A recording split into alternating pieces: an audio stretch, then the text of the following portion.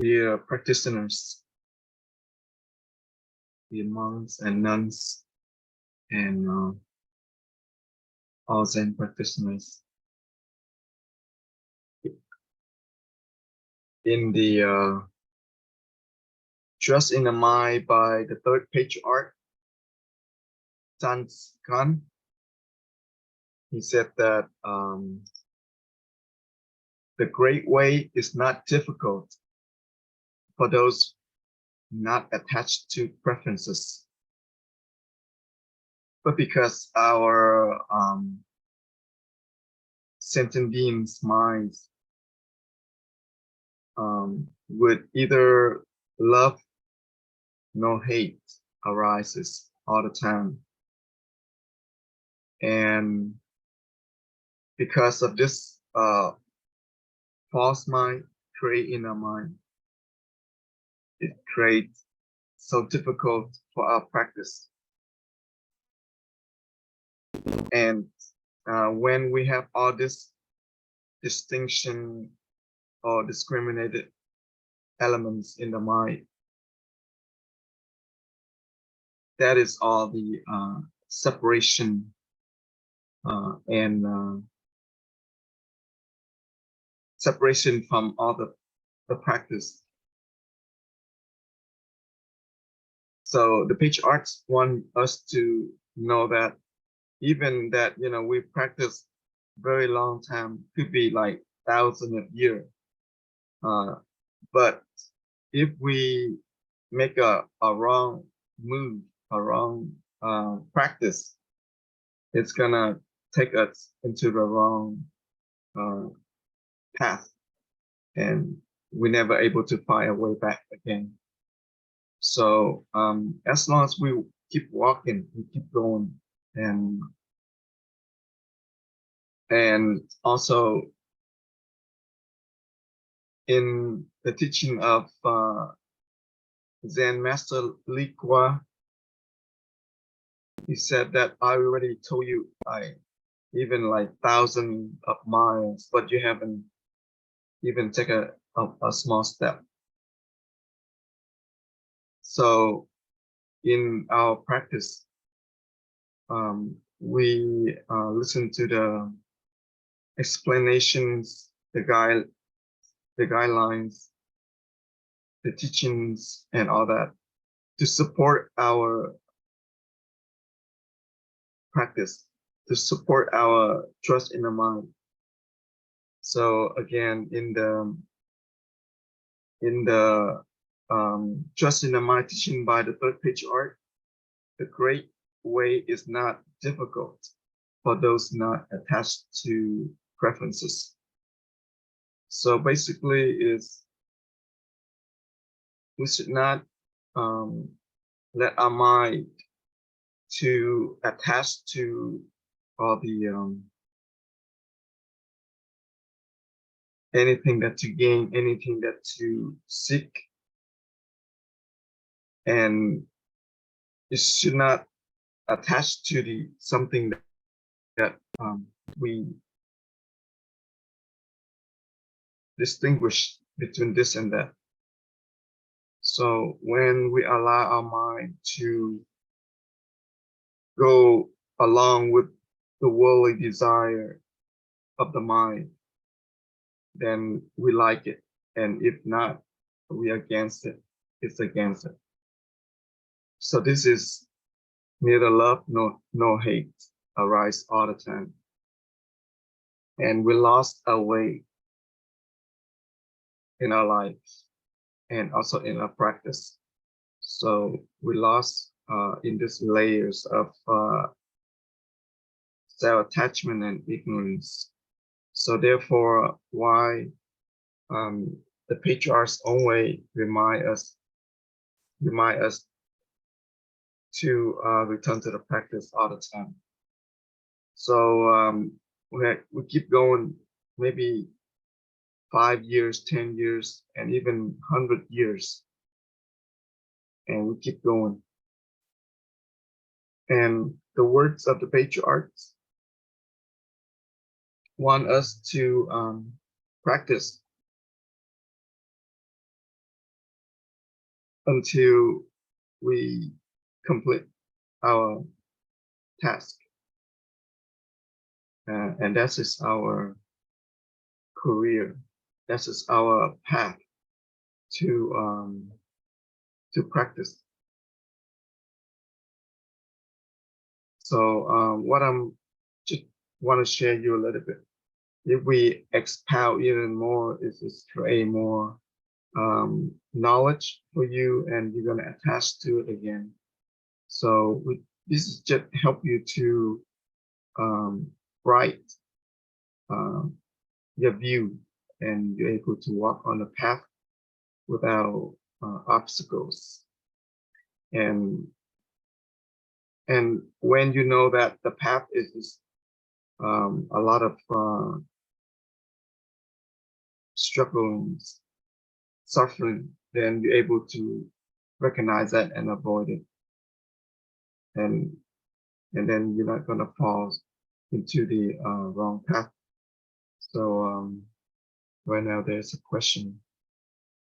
Dear Thich, can you explain how can I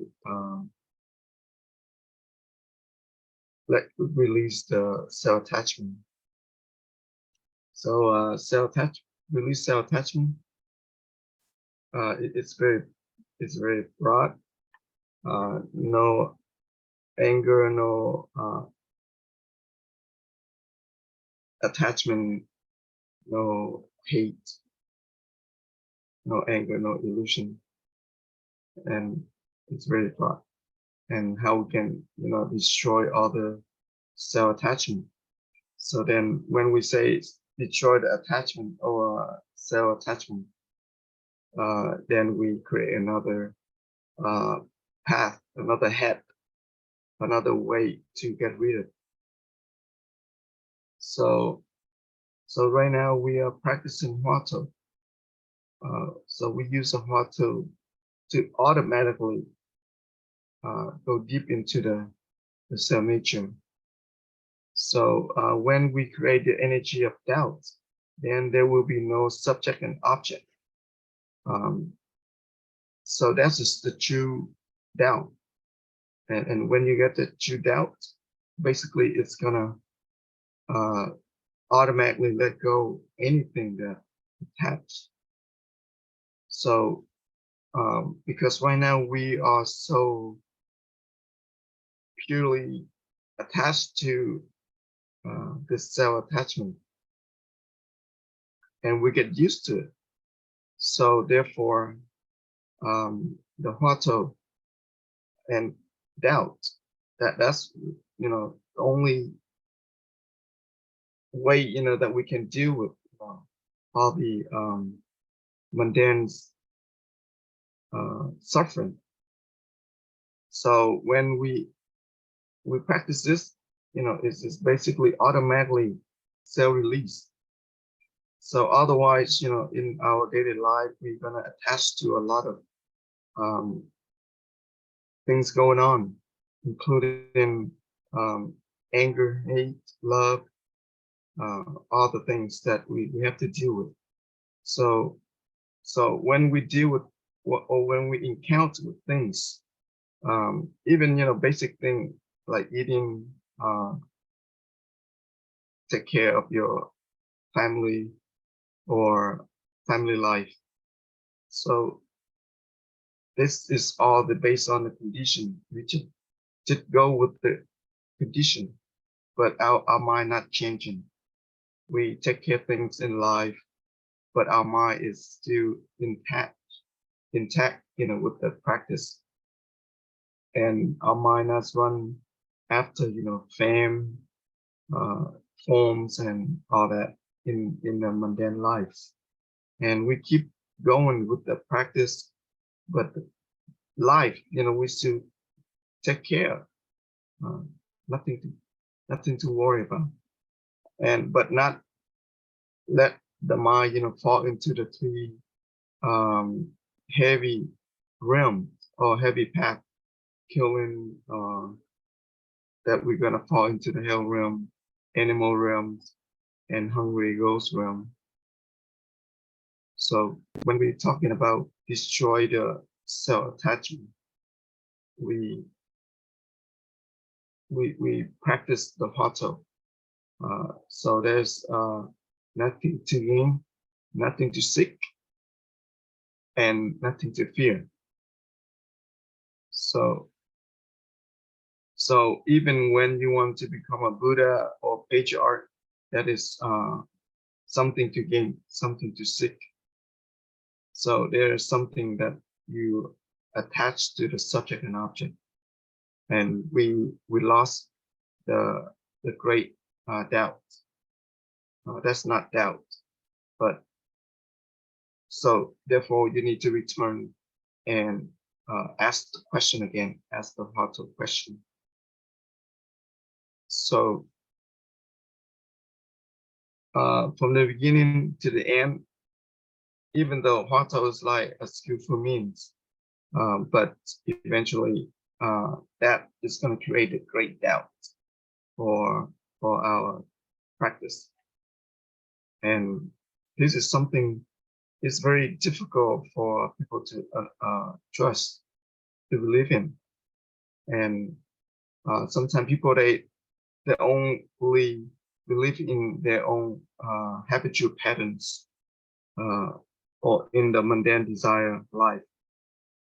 So something that to gain, something that to seek. But this is the practice release the nothing to seek, nothing to gain.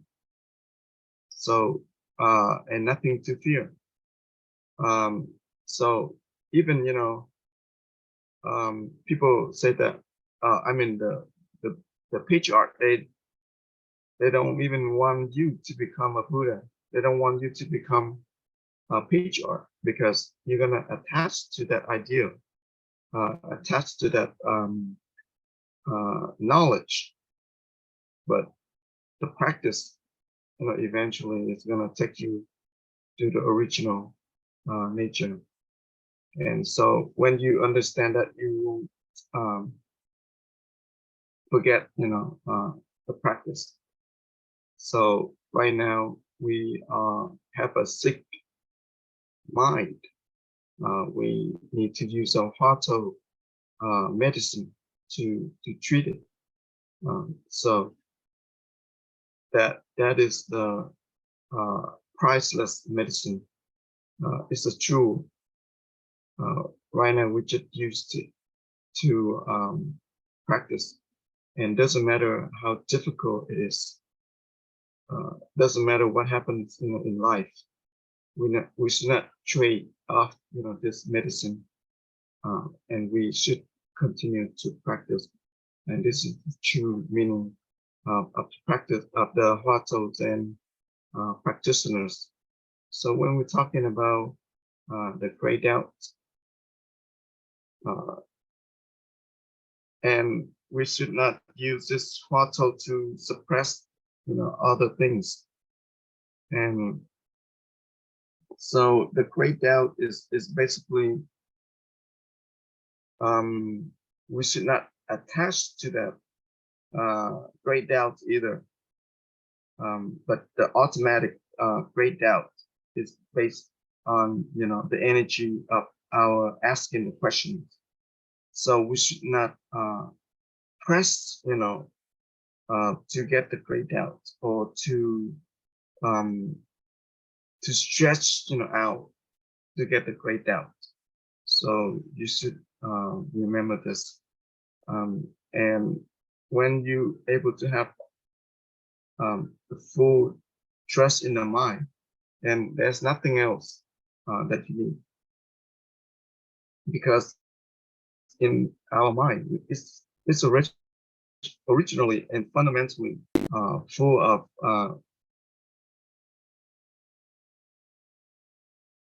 the Buddha's skillful means, skillful use, and we should remember that that's his original mind is help us to return to original mind. So the next question is when the people have the teaching of the sixth patriarch, when in a daily life, when we use our six senses, but our mind doesn't arise any kind of wrong perception or discrimination or or discrimination in all the dharmas. So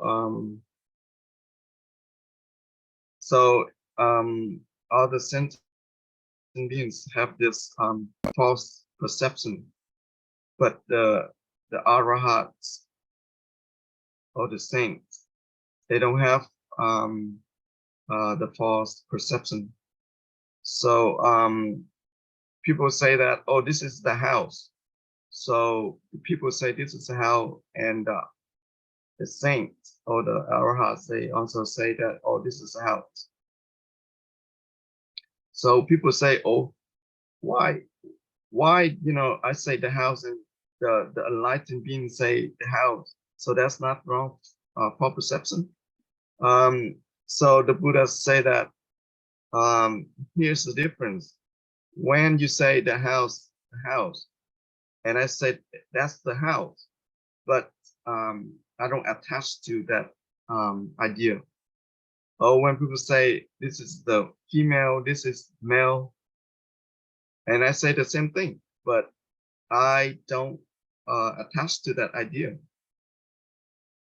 And when people say, oh, this is a night and this is a day, and when the Buddha say day and night, but I don't attach to that except pre-perception. So because of the attached to the perception is create all this suffering, all this neurosis in the mind. And when the Buddha, doesn't have that attached to the perception, then he doesn't have, any kind of suffering or affliction with it, with the ideas.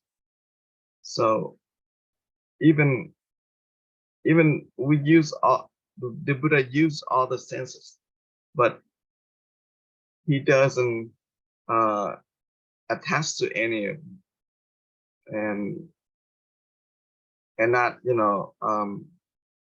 become attachment to become my, me, and I, and there's no distinction,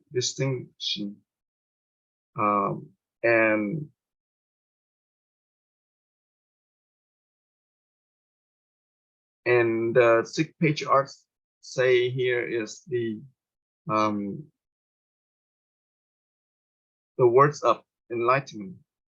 But if practitioners or beginners, it's gonna attach to the words. The words of enlightenment is wasteless. You waste the practice. You waste all the knowledge to understand it.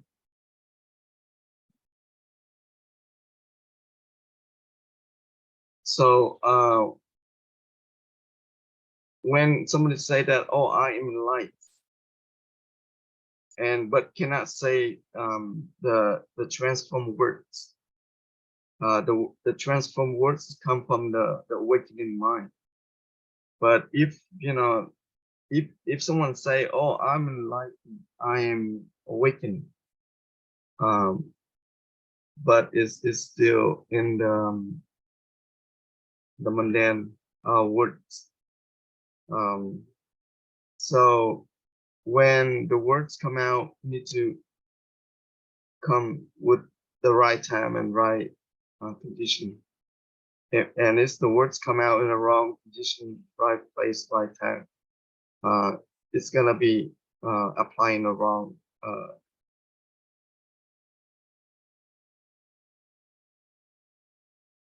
And here's another koan from Thien, Dharma I, Zen master. So after the talk, after the Dharma talk, And so when asked Thien, the Dharma eye, what is it? And they say that the Dharma eye, the Dharma is no eyes. What is? And a few years later, he came back and then he asked, what is the body Dharma, the body Dharma is, and the Dharma eye is. And this time,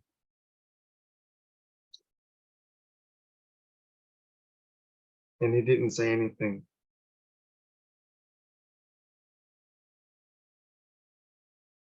Yeah. So there's another story about this Zen master came to practice, and the king asked him, what is the true Dharma? And he hesitated to answer, and he just raised one finger up, and the king, said that you're not awakened yet.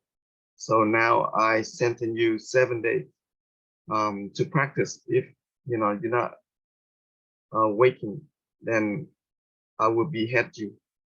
So the Zen master went back and practiced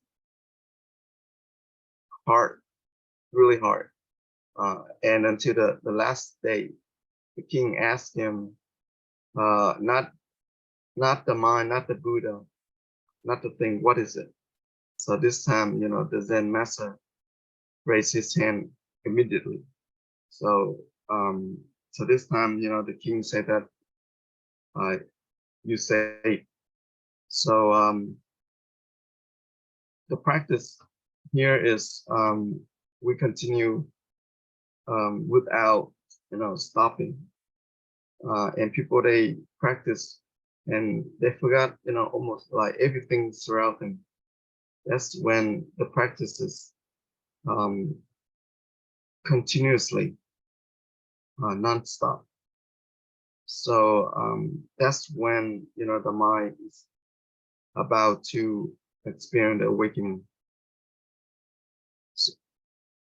So the practice is about continue to encounter with life,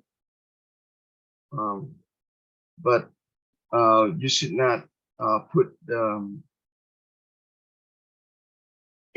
discriminated mind in there, and you should not attach to like this self ideas in all the experience or when you encounter in life. So when you're able to practice this, and it's automatically your mind doesn't want to involve put in any kind of discriminated thoughts along with other ideas in life. So can you help me with the Huatou? So how I look at the Huatou? So when you look at the Huatou, is basically leave both subject and object. So when you able to continuously ask a question, that's going to create the energy of doubt. So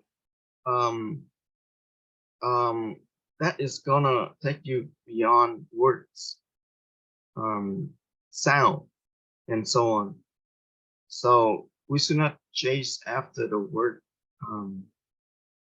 because we sometimes we just attach to the word, look at the word, Huatou, then we just look at the word.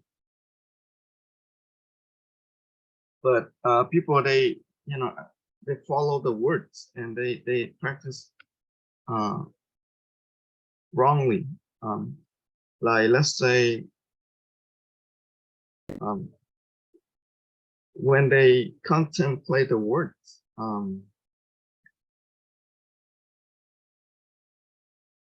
so they attach to, you know, listen to the word. So that's a wrong idea that the book the patriarchs they want us to practice. So we should so because of